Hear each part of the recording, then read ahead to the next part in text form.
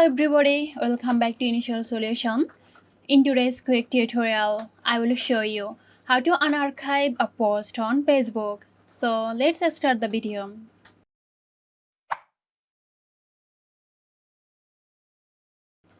Open Facebook app and go to your profile. Scroll down and expand Settings and Privacy.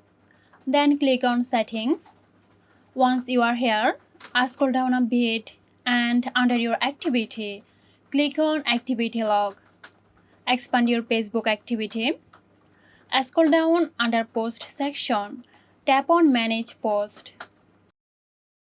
Now tap on the Archive button at the top. This will show you every single post that you have archived. In the bottom, you will see the Restore button. Click on it to unarchive the post. So that's it.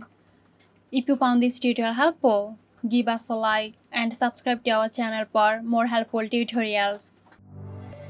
This video is sponsored by Zerosoft. Zerosoft offers graphic design, UI UX design, digital marketing and web development. Elevate your brand with Zerosoft today. For more details, check the description box.